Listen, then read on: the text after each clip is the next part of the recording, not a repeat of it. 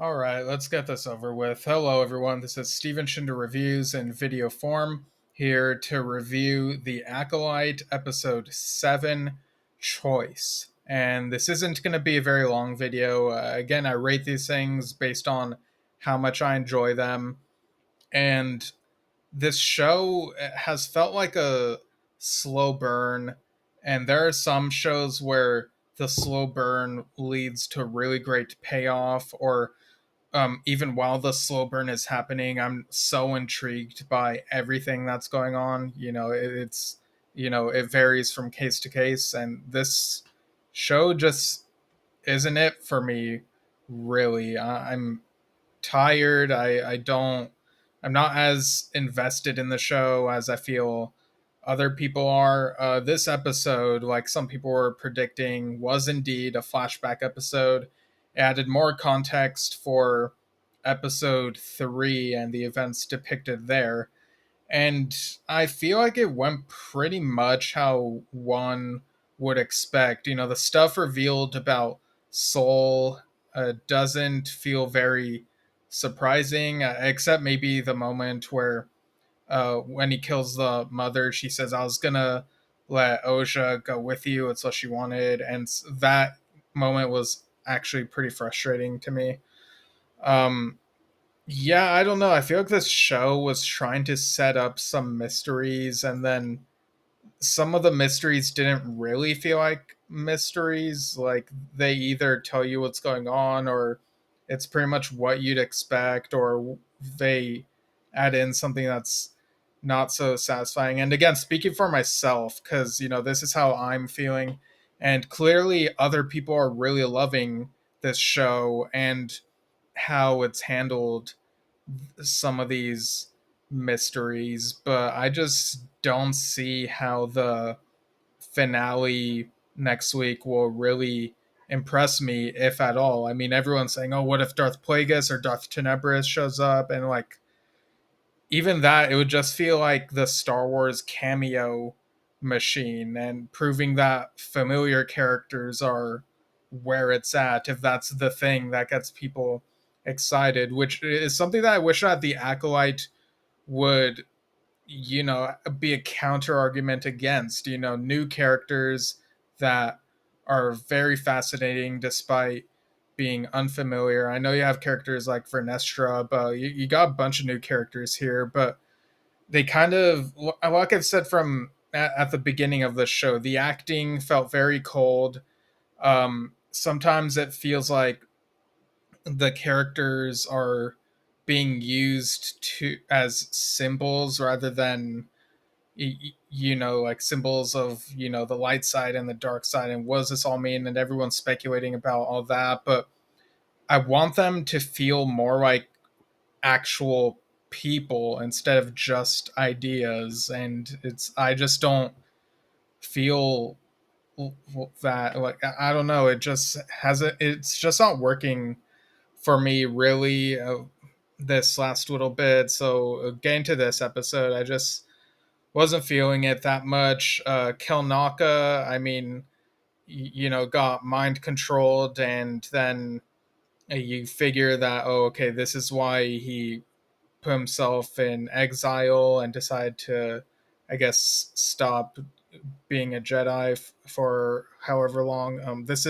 episode is 16 years before the present day events of the show. They do mention the Great Disaster from the High Republic books, so a little nice Easter egg there. They do mention M count, but nice little references here and there. But that's also, it's just not enough for me, really. But I will watch the finale next week.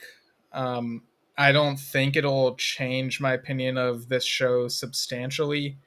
It's fine at best. Maybe it's just okay. It definitely has some mediocre moments, well, to me anyway, because other people are perceiving it differently. To them, it's the best thing ever, and I just wish I could feel that way about this show, but I just don't. And that's fine. We all have different opinions. Just don't be a jerk about your opinion. I see people doing put downs online, um, and it's just I don't know why someone would get so invested in doing that, like just commenting on every positive post on the show or whatever. But yeah, like this episode, it was what it was.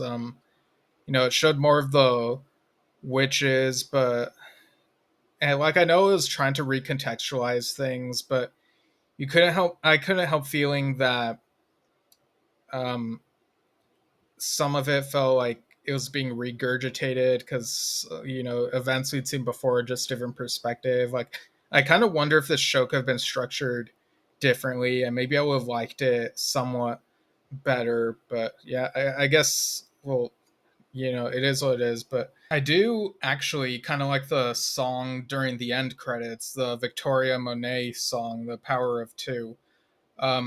This type of vocal song I don't think we've really gotten in end credits of a Star Wars show or film before, have we? Like this is kind of a first.